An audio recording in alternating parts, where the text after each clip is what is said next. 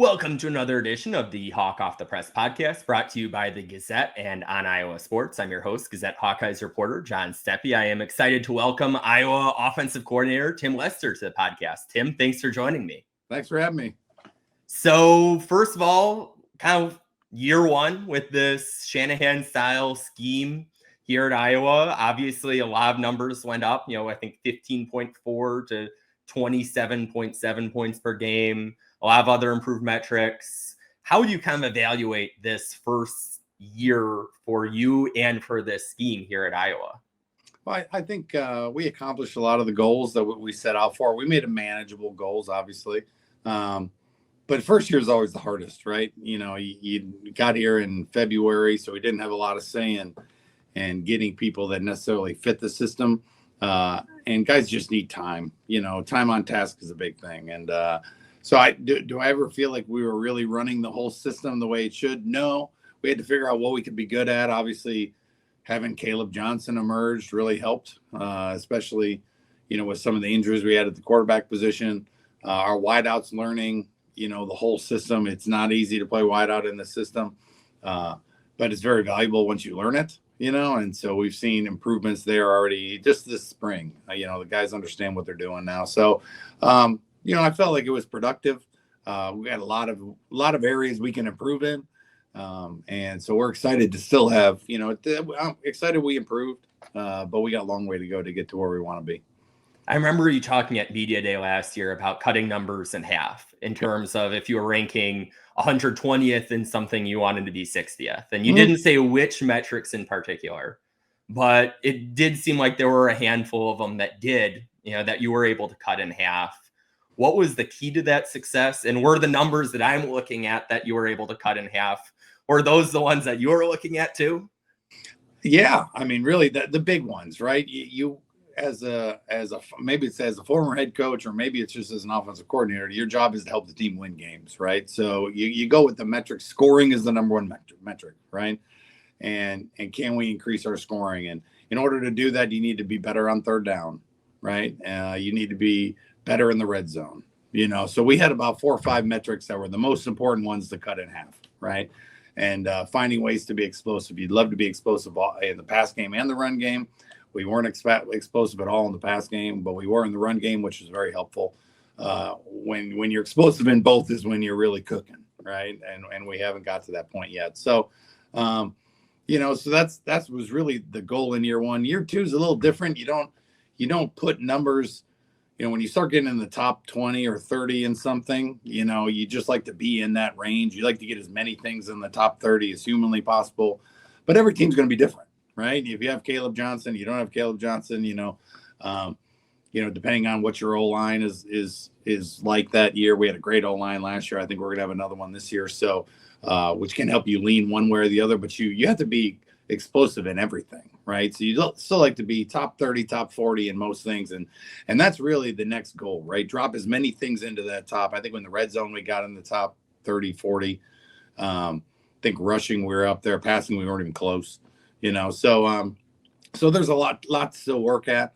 But step one's the hardest step, and now we just have to continue on, which it's been fun. The guys have bought into it, and they've been working at it. And funny enough, I was looking at the numbers today. Literally, I printed them off today. As you can't see that, but I'm looking at where we stood, and kind of how we're going to talk to our players about what we want to do to take the next step in our offense, and really, finding ways to help our team win games. Period. The end. That's your job. And sometimes that means we have to score 50. Sometimes it means we have to score 21. It depends on the day. But, we just try to put things out in front of them and they can go chase. And you were mentioning with the passing game not really being explosive. That was obviously a precarious injury situation you had last year when you're practicing Max White at quarterback. Oof.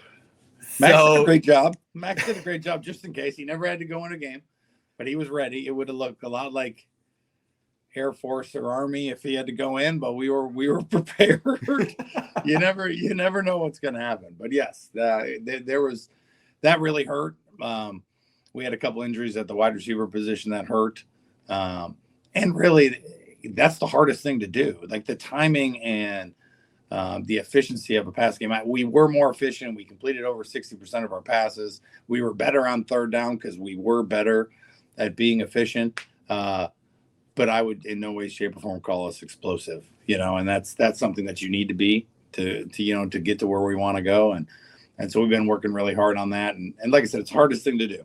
So I knew it wasn't going to be perfect year one. I really feel like you need to be efficient at something before you can become explosive. Coming in here a year ago, I felt like we were efficient running the ball, not necessarily explosive. We were able to make that jump. We weren't very efficient throwing it. I think we made a step. It's not a great step, but it's a step towards being efficient. And now we need to take the next step in that area. And then, then they both get easier to do. When you can run it, throwing it's easier. When you can throw it, running it's easier. So, that's kind of where we're looking at a holistic approach. It seemed like in the spring you had a lot of optimism about that wide receiver group. Kind of what have you seen from them, and how much of an advantage is it where, okay, they're not learning a whole new system this year. They're familiar with this system, and, where does that kind of let you speed things up, maybe, for lack of a better term? Yeah, I think they're speeding up. I can tell you that. Like, they're running. They're not really thinking about what they're going to do. They're thinking about how they're going to run this route in this coverage versus this leverage. And it's just fun to talk to our wideouts right now. There's probably, I would say, 7 to 8 of them competing right now for jobs, and that's exactly where you want it to be. And I think that we have 7 or 8 that are, have some talent and they know the system and they're learning. And so it's been fun to watch them kind of compete against each other. I have no clue who the starters are going to be right now, which is exciting, which will also help us get through injury. If we have a couple guys get banged up, which is going to happen, we'll have some options, of guys that I think are pretty talented. But the key is that they understand the system and they're getting better at running their routes and how they run their routes. And it's just fun to talk to them about, what were you thinking there? And they're like, well, coach, I knew it was man. I had outside leverage. And I'm like, stop. That's the right answer. Like, you're already thinking the way I need you to think and not what am I doing on this play? They're lining up thinking, what route do I have? As opposed to, how can I run this route in this coverage to get open for the quarterback? So that was really the biggest thing that we were able to do in the spring. And they worked really hard in the off season of understanding the system and then competing. So it's going to be, this summer and into fall camp, it's going to be a huge competition out there. It's going to be fun to see kind of who goes to the top, but we're going to need them all, to have a season we want to have. You were talking in the spring about them learning coverage. Yeah. And that being something that maybe hadn't been done before. How much of a difference maker does that make when you're able to do that? It means everything. We don't run lines on a page, right? Like, we're going to give you a page that has what you're supposed to do, and it's going to have a lot of dotted lines. If you get this coverage, you're going to shave this off. And if you get this coverage, you're free to sit down in this hole. If you get this coverage, you're going to split the middle of the field. But everything still has to be played on time. So you and the quarterback have to be on the same page. So the amount of times that the quarterback was going to be too soon and the wideout didn't make the adjustment, it happened the whole first year. And we knew it was going to happen. And we tried to simplify some of the passing game to make it more effective on Saturdays.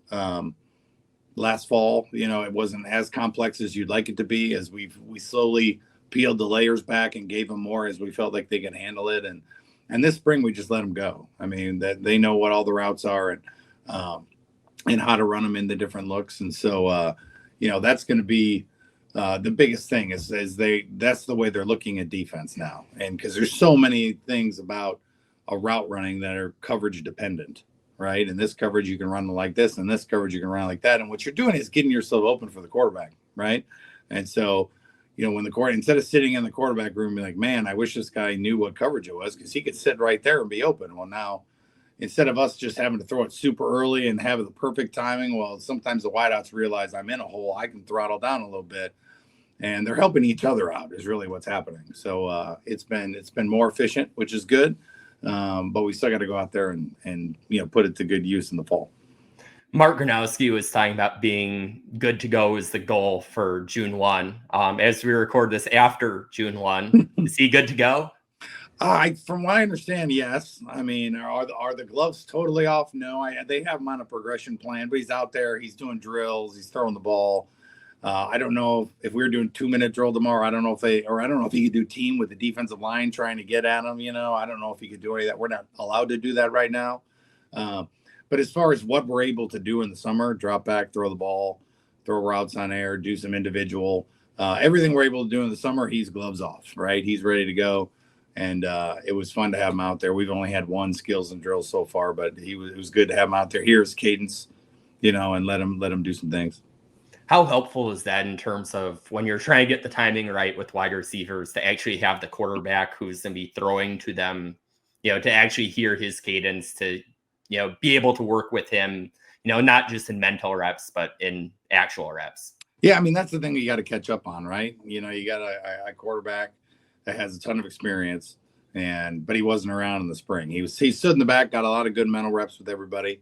But, this will be big for summer. But he also, is coming back, and so he can't throw the ball. He can't overthrow his arm. So, we have a good plan in place for him to get more and more comfortable. The guy's played 50 college football games, whatever the number is. He's played a lot of college football games. So, understanding scheme and blitzes and protections, he understands all that. Him and the receivers, really all our quarterbacks and all our receivers, just spending time to continue to get on the same page will be imperative. And that's kind of the plan for this next 2-month cycle before we get going. Do you think then by August 30th, that can be fully up to speed as if he didn't even miss the spring, or is there still going to be a little bit of a learning curve going into the start of the season? I don't know that yet. It'll be interesting to see. I can assume. I haven't coached a lot of guys that have played 50 games already and still have another year,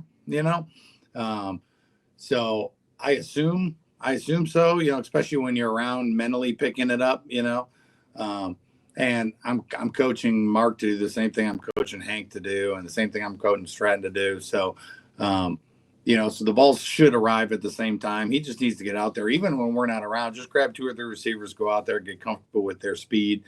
I was a believer as a former quarterback that you get to know a receiver and you get to know his nuances of how he runs. So you start understanding when he's about to break, because you get just used to seeing it again and again. And every guy does it a little differently. And that's important. And that can be done just without, we don't need to get the whole team out there and the trainers. It just needs to be you and that guy. You hear about it, big deal going on right now is like, Aaron Rodgers went through with DK Metcalf. Like just watching a guy run around and seeing his little nuances of what he does with his body before he makes that cut, and how he likes to come out of his corner route and how good he comes out of his Omaha route, all those things.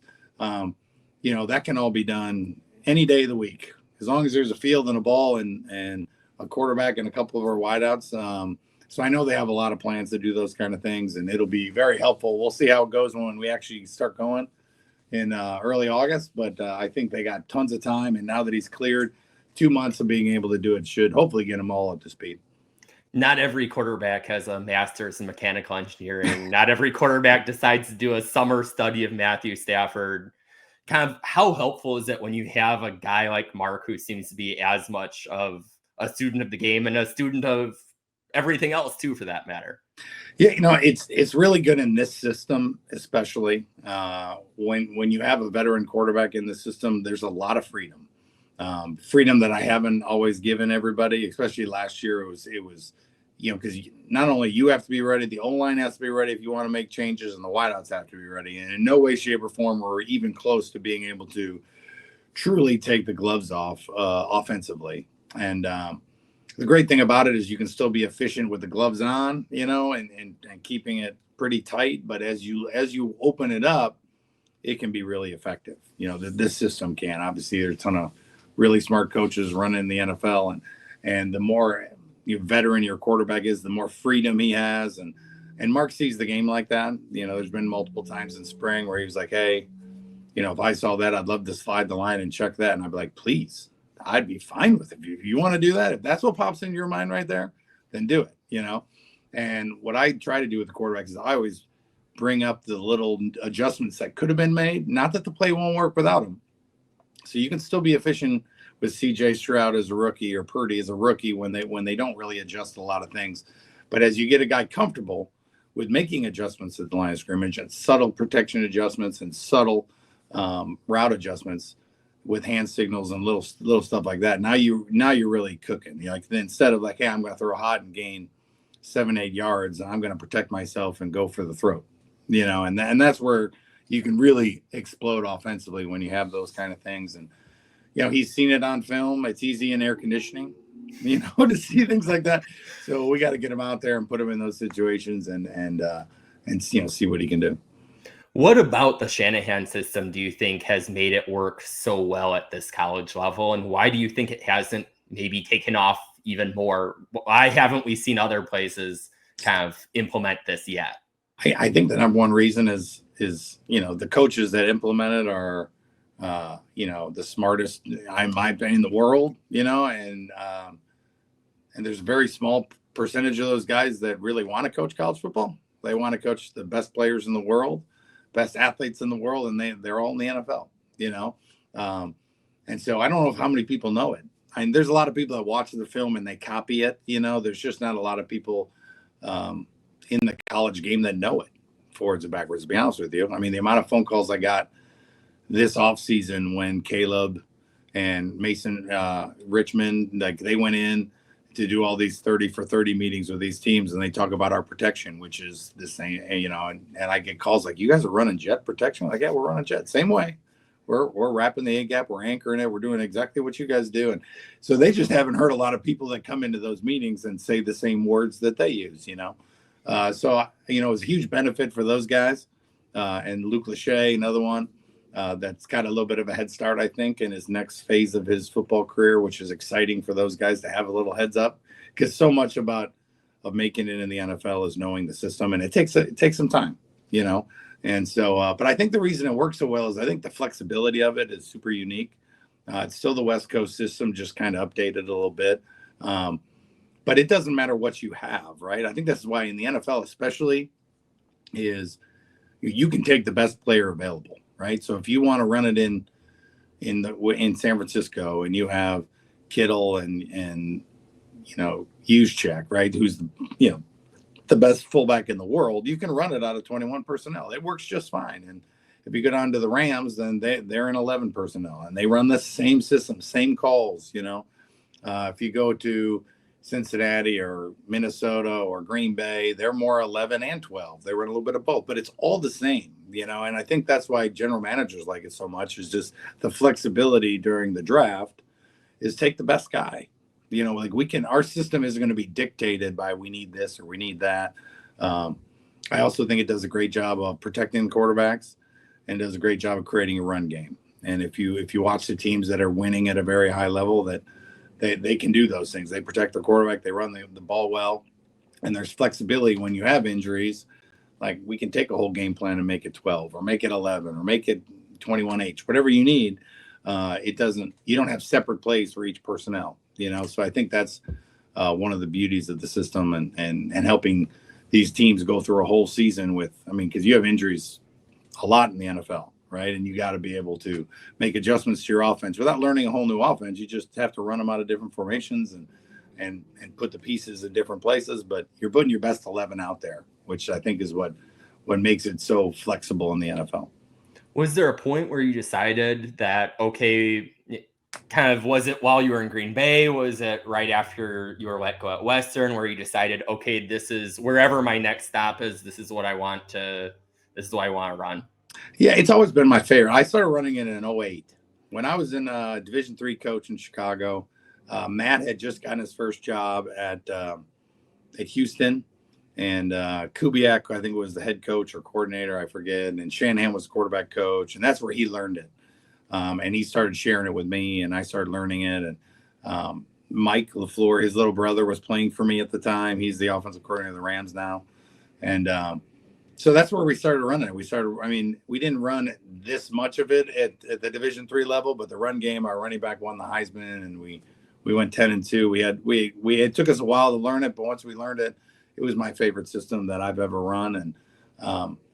And then you start moving up the ladder, right? I went from there to the Syracuse, and I was the quarterback coach, so I ran whatever the coach wanted. And then I went to Purdue and ran whatever the coordinator wanted. Then I became a head coach, and I hired an offensive coordinator and let him run his system. So really haven't been an offensive coordinator since then, And so I knew wherever I ended up going, this is the system I wanted to run. It's the system I've had the most success with, I'm most comfortable with, I believe in, you know, and just so happens that I think that's what Coach Ferentz was looking for. I think he really likes this system and what it brings to a team, you know, and so it was a major fit from the get-go. How helpful was it to have that year in Green Bay where Matt has obviously run that system very well up there? It was huge for me because my job, I was the senior offensive analyst, which is ironic because I never worked. I mean, I was around the offense, but I worked with the defense. So my job was to study the other quarterback and the teams we played. So I'd sat with the defense. If you ever watch any of those games and they pan up to the booth, I sat right next to the D coordinator because my job was to study, you know, Stafford, you know, and luckily he hurt his thumb and didn't play against us because that would have been maybe a longer day. But study Cousins and you know, study golf. And like my job was to understand what they were running and what plays they were running. But spending a year of just totally immersed in it, because I mean, I hadn't run it since 2012, and it's ever evolving, right? Some of the stuff they're doing that down in Miami with the Dolphins, they've added a couple new motions to it, which is pretty cool. You know, we always, you know, we run a couple plays a lot of ways, right? So finding new ways to run plays, make them look different, but it's the same play over and over again. I feel like same reads over and over again. But the defense, they need to think it's a lot of different plays, right? And so it was huge for me to spend a year. Was that 12 years, 11 years later since away from running it? It was very helpful for me to get back into it and really get the blood flowing again, and I'm really understanding all the stuff that had changed in those 11 years, things that have been added. Some things haven't changed from when Bill Walsh called them. I mean, it's like identical to what you know Joe Montana ran, but there's a lot of it that has had little tweaks in here and there. Defenses are changing. We've had to make a lot of little adjustments because we're on a different size football field than they do in the NFL. Why that is, I don't understand. I mean, it makes no sense. Why wouldn't the hashes be the same in both? Don't know. It would be very helpful if they move the field back. I would like that. But and there's a couple of rule changes that are a little different.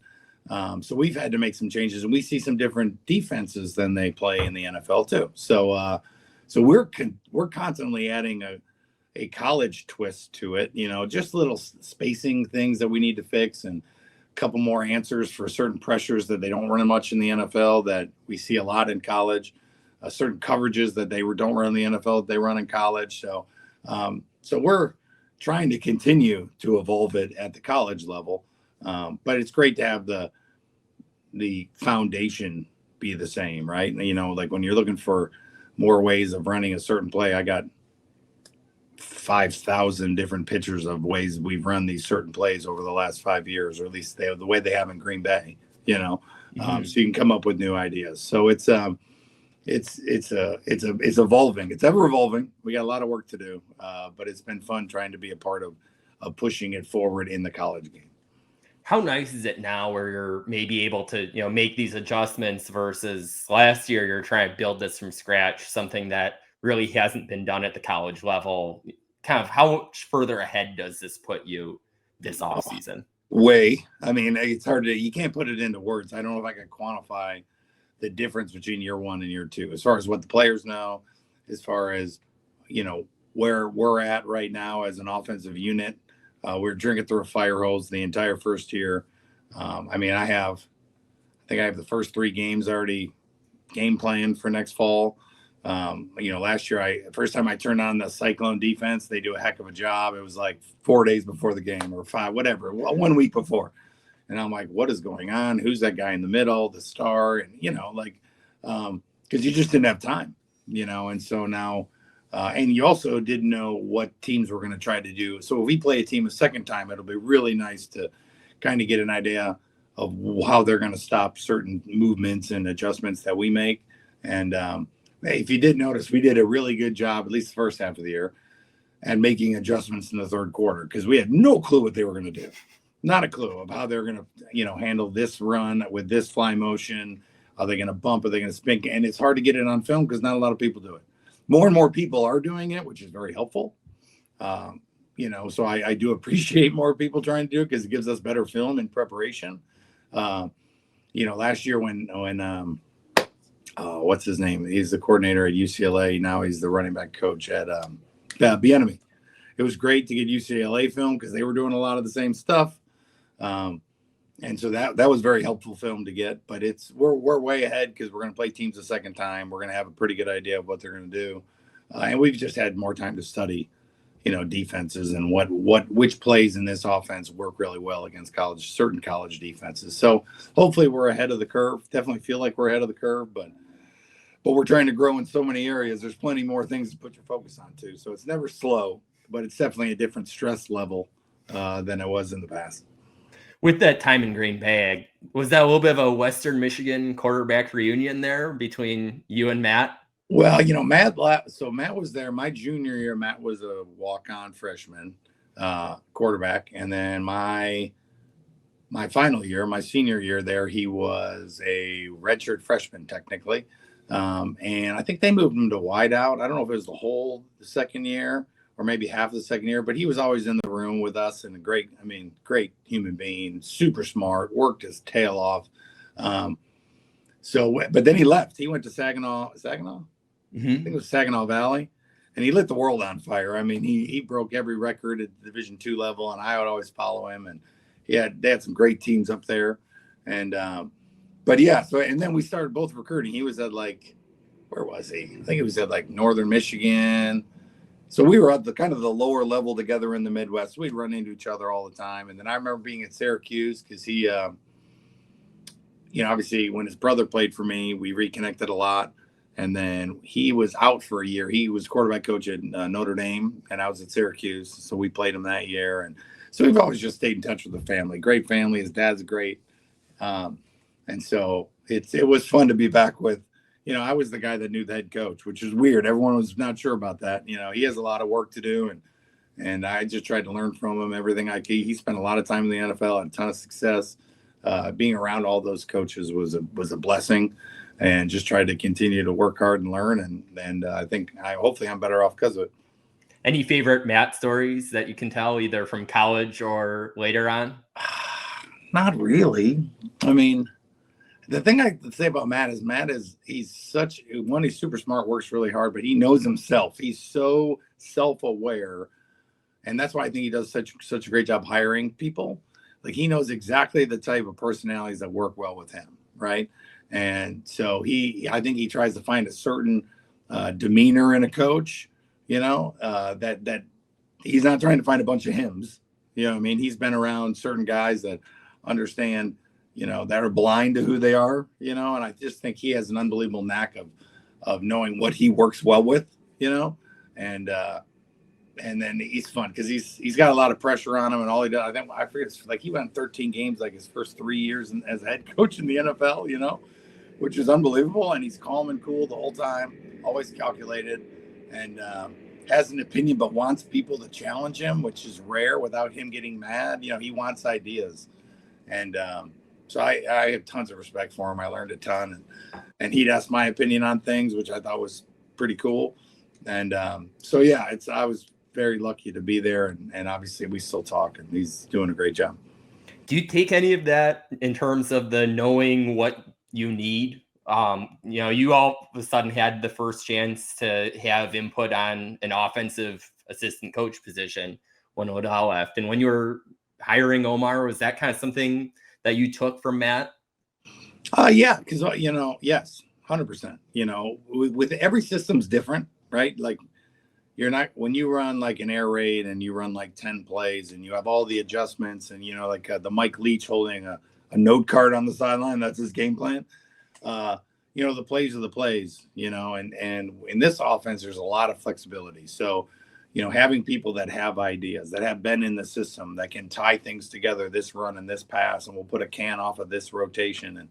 And, Omar's been in the system. Obviously, he was in Green Bay. Then he was the running back coach 1 year for the Bears with Ketsy.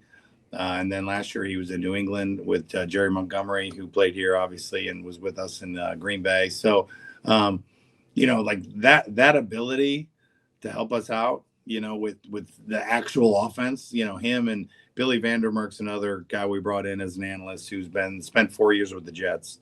and he worked for Mike, and he played for Mike in college.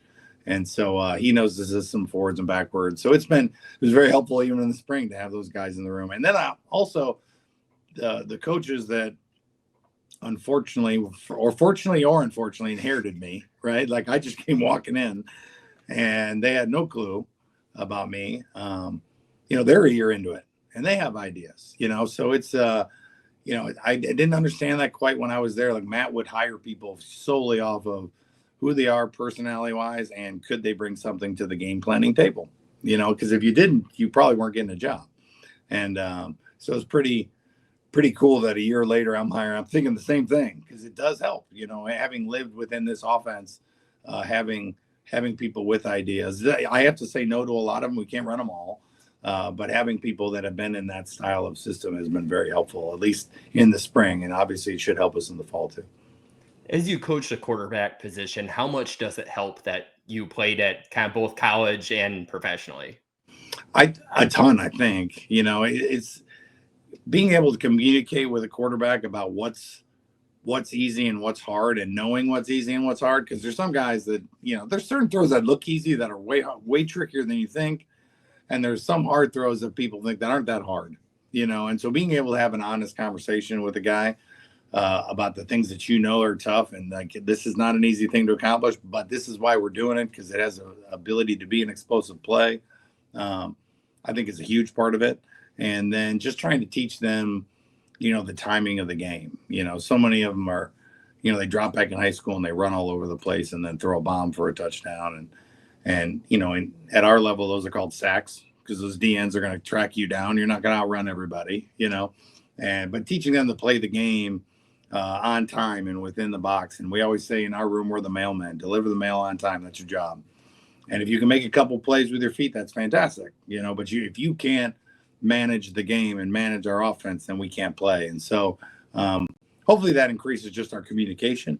And then just trying to teach them defense, right? We spend so much time talking about defense. We rarely talk about offense. You need to memorize that quickly, like get that out of your head. My young son is a quarterback. He's trying to learn the plays, and I'm just talking about defense. Well, when you get quarters and when they play, cover 3, cover 9, whatever it is, our guys there's always more to learn, right? Like, as the game's changing and defenses are evolving. So, when you can get those quarterbacks addicted to trying to be one step ahead mentally, because I wasn't, I got to play a lot of college football games and a little bit professionally.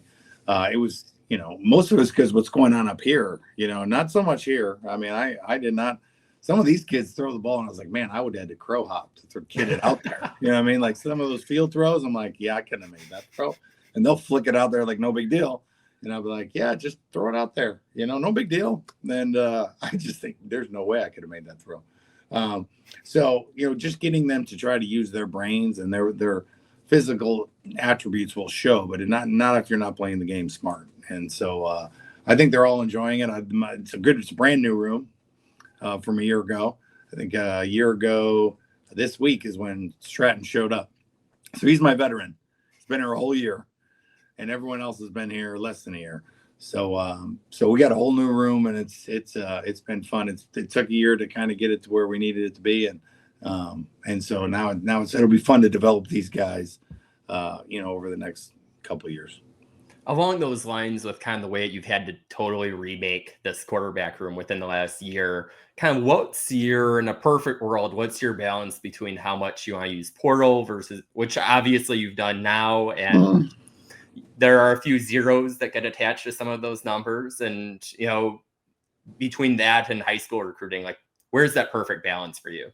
Yeah, I think I would like to never be on the portal, to be honest with you. I mean, it's a unique mix of, one, because of our offense, it's not easy to learn. Like, you don't come in, look at all the rookies in the NFL. You don't come in and just play and execute it at a high enough level to compete in the Big Ten. So the people are going to have to be here, and they're going to realize how much easier it is in year 2 and year 3 as the game slows down and you start understanding what everybody's doing and all your different options on every play. So I think it's imperative within this offense to develop the quarterback room, right? Now, if quarterbacks come and go and you need to build depth in the quarterback room, then you might have to use the portal to do that. Obviously, to turn a room completely over, we have to use the portal. right? So we've been obviously heavy on the portal early to try to get it set up. I mean, we got a guy with 1 year left, 2 years left, 3 years left, 4 years left, and 2 with 5 right now.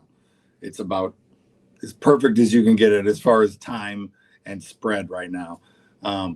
But with the portal, as guys leave, you can't end up with too young of a room. You'd have to go get somebody that's a little bit older. But so the answer to your question is I'd like to never be on it in the future.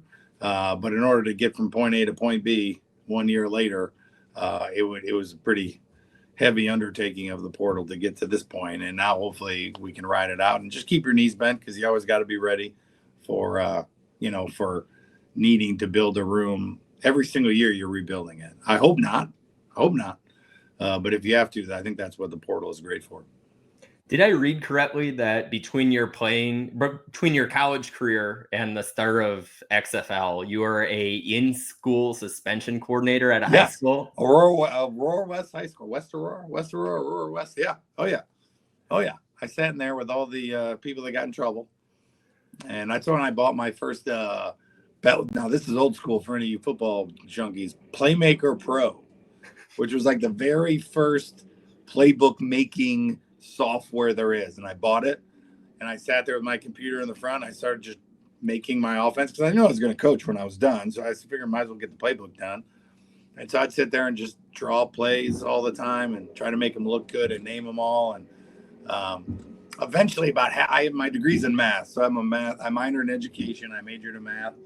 So about halfway through, they came to me, and maybe not halfway, about a month in, they asked me to teach a algebra class because they were overflowing in one of their classes. And I was like, does that mean I get to leave the room once a day for like an hour? I'd love to. I'm out of here. And so I did it. I got to teach a class eventually. And it was kind of a space filler from what was that? Combine, all this, the camps. This is kind of NFL time. So it was like, I think the draft was in December. So once you get through the mini camps and all the NFL stuff kind of ended, I had from that point on about this time to December to fill, and that's what I did. Did you enjoy the suspension coordinator stuff? Not so much. I guess it gave you time to work on the playbook. It gave me time to work on the playbook. I got to work in a school, which is something at that point I didn't know if I was going to do college or high school. I volunteered coaching at my alma mater. So I got it, and that was very valuable for me to figure out that high school football was not what I remembered it being. I had just gotten to a point in the football world of like wanting to think my way through a game. It wasn't about throwing and catching so much. It was about scheming. And so it was good that I got to go back and do that. And really from that point on, I knew I wanted to be a college coach. After going back and helping out at my old high school, it was fun. It's very rewarding, but it wasn't what I wanted to do, which I went to school for that. That's what I was going to do. So I guess it was very rewarding to have that semester. So then when I went into the XFL, I knew I was going to play as long as I could and then wait for the right college coaching opportunity because I did not want to go back to high school again, And so I think 1 year I did coach high school in between an arena football I had nothing to do. So I went out and helped out a team down in Memphis, Tennessee. But yeah, it was good for me to figure out what I wanted to do. Do you still have that first playbook that you created? Oh no, I don't even know how to start. I think I still have it's probably at home. I don't even know if I opened it up if it would start the old but no, I don't. There's so much better software out there now. It is great. But the Playmaker Pro, if there's any football junkies, they've heard of it because it was the very first. It was awesome. And then having coached at pretty much every level imaginable, FBS Power 5, FBS Group of 5, D2, D3, high school, kind of out of those variety of experiences, were there any that especially shaped who you are as a coach today? Obviously the two would be Division III. Coaching at Elmhurst College was a blast. And I coached at North Central College for a year or two, which was neat. In their build I think they won 3 of the last 4 national championships now, but we were kind of on the ascend, and we ended up running into Lance Leipold at Wisconsin Whitewater beat us in the playoffs. And that was the first time I met Lance. And then obviously I've known him since then. But, that was fun. I mean, it was a place that had never won really in like 30, 40 years. And we recruited. It took us 5 years to build the program, and to watch those guys have success, and they'd never had success before, was very rewarding. And then I'd say my time in the NFL. I mean, I learned a ton, because you get to a point where I think I've been a head coach 12 of my 25 years. And when you're the head coach, you have a tendency not to learn as much. You read a lot of books. But when you're in a position like I was 2 years ago, I mean, you're just learning. And it's fun to learn. It's fun to continue to push the envelope. And so the higher you go, the less learning you do and the more teaching you do. And the lower you are, the more you learn, which is really neat. So you just try to take the good with the bad. Every level has a different something that makes it special. And then there's headaches at every level, right? And so, you take the good with the bad. I mean, and then there's college football, which is changing every 5 minutes. So you don't even know what's good and bad until you figure it out, because everything's passed now. So rev share and all that stuff. So it's exciting to be part of something new. I don't know where it's going to go. I'm Johnny positive, so I'm assuming the best. Preparing for the worst, but assuming the best. And but yeah, I think that's part of the things that you just are very appreciative of, all the things we have here at Iowa. Especially people that work off the field, the people that work in the equipment room, with our operations department, our training room. They do such an unbelievable job, because at some of those D2 schools, we did all that. Like, I did the laundry. I remember having the OxyClean and scrubbing the grass stains off the game pants before he threw them in the washing machine. And here you come, and everything's hung in your locker. And it's just like, you're so appreciative of the high level of execution that everybody has within, and even the athletic department and the fans and everything. So it's I think if you have your head on straight, it makes you appreciate everything you have way more by having been at a lot of places. I see a lot of books in the background. Are you still much of a reader?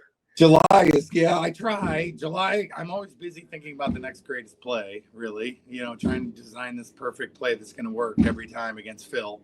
But yeah, July's coming. I got my whole stack ready to go. As soon as we get done with our visit on the 23rd, I think it is, I will. And then spring break's always a big reading time. Christmas is always a big reading time. Bye week is normally.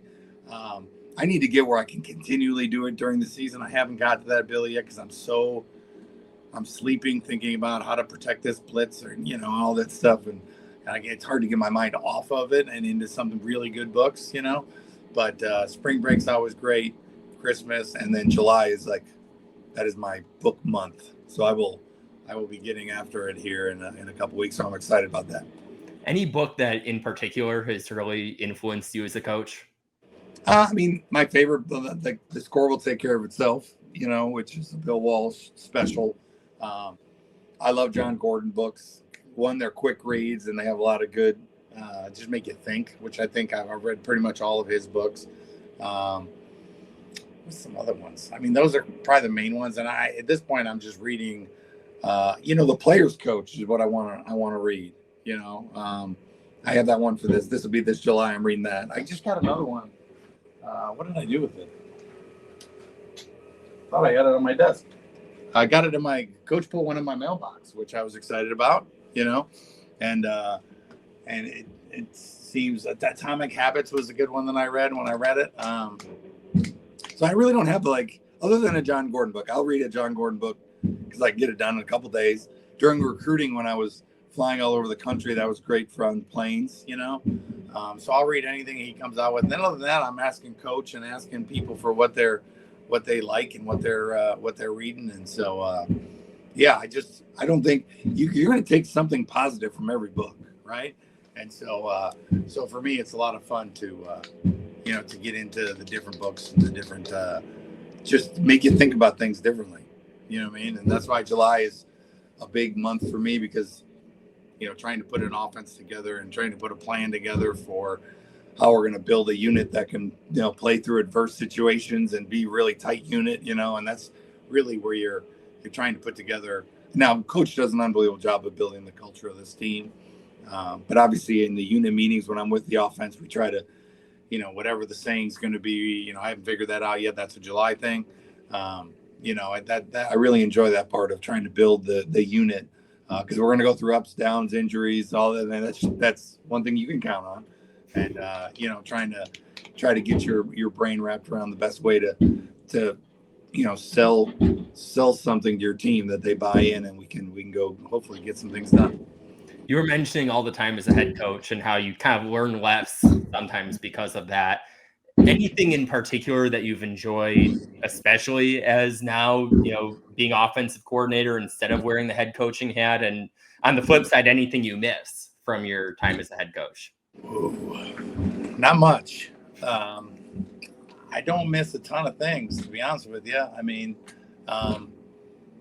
what I really enjoy is the football side of it, right? The hardest thing is not being, as head coach, is not being in the meeting room a ton. You always have something you're doing. And I did enjoy meeting people and speaking and doing that type part. So I guess I missed that, but I get to do a lot of that in this job as well. But sitting in the quarterback meeting room and sitting with the coaches and doing football all the time. I know there are some coaches in the Power Four that have unbelievable staffs, that can do a lot of the organization stuff for them. So they still, I think Lane Kiffin calls it and Sark calls it. So like, if you have the people surrounding you, you can actually be a football coach and a head coach.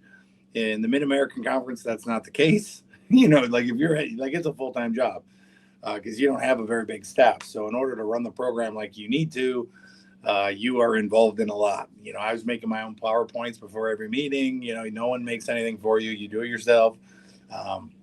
So that's the one thing. Being back to doing ball and feeling like a football coach has been so refreshing. I enjoy every day. Obviously, I get to work for Coach Ferentz, which is a dream, and I'm learning a ton from him.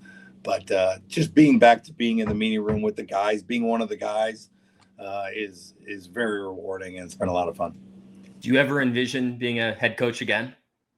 I mean, if the situation was right, yeah. I mean, it'd have to be where I could still coach football, right? Like, that's what I love to do. I love to talk, this in a meeting room with the quarterbacks, talk ball. In the NFL, like Matt sits in the quarterback room and Kyle in San Francisco sits in the quarterback. I mean, they run the meetings and they talk to the quarterbacks. They're the ones calling the plays. And so, if it was a situation like that, where you had an operations staff and an unbelievable staff that can run a lot of the organizational parts, and do a great job of it, so you could spend a little bit more time in football, I would be 100% interested in it. But if not, then no. I like what I'm doing. I like who I'm doing it for, and so I'm not yearning for it. If the right situation came up, it'd be great. If not, I'm extremely happy doing what I'm doing. Did you think that this would be as quick of a success here at Iowa? And at what point, while you were in Green Bay, did you kind of identify Iowa as a place that could be maybe a good fit for you? It's ironic because, when you're in a season, I was there till whatever time in the morning, every morning. And we're in a playoff run, and all of a sudden we lost to the 49ers. And I had heard what had happened here, and I knew they had an offensive coordinator job open. I want to say in November. I had heard it one time. We don't spend time paying attention at all to what's going on other than the season you're in, right? And so I remember getting the phone call from my agent saying, "Have you heard from Iowa?" And I said, "Yeah, I have not, but who did they hire?" I mean, that was like months ago. In my mind, it was like 5 years ago, because we literally just lost to the 49ers in the divisional round. I assumed they hired someone. I assumed he was calling me because they maybe hired a non-quarterback coach and they had a quarterback coach job open. I don't know. And then my agent's like, "Yeah, they haven't hired anybody yet." And I was like, "Really?" I was like, "Well, then no, I haven't heard from them." And then it was later on that day that coach had started calling. Like, our running back coach, Ben Sermons, played for coach at Maine. So the running back coach of the Packers and him go way back. And so he called Ben, and they started calling everyone. And I think they called everyone I'd ever met in my life. People I haven't talked to in 15 years texted me like, "Hey, I just got a call from the linebacker coach. He's a friend of mine at Iowa." I was like, "Oh," because I really didn't know anyone on staff here. And so yeah, that was and that was like mid to late January. I mean, I was so dialed into trying to beat the 49ers, and I thought we had them beat too, that I was totally unaware of all of it going on, to be honest with you.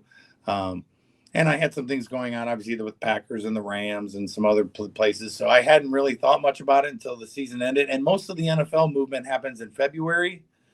And I knew as we went to the playoffs, I didn't think the college thing, because I wasn't leaving the Packers. We were finishing that thing off. And so I thought I was going to kind of be passed up on all the college things. And so it kind of just, the timing was very unique. And that I didn't even think it was a possibility until I got that one phone call that morning.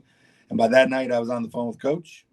And it went on for like a week of talking, and we hit it off immediately. So I had not done any thinking about it because I assumed they hired somebody in December, and I don't know.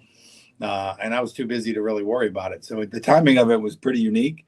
And once I got on the phone with Coach, it became a real serious thing quickly.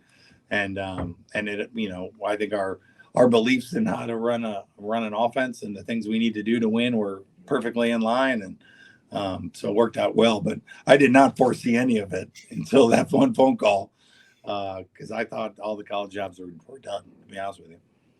Well, Tim, thanks for joining me. I appreciate you having me. It was fun. Yes. And thanks to our listeners for tuning into another episode. Until next time, we will talk Hawks later.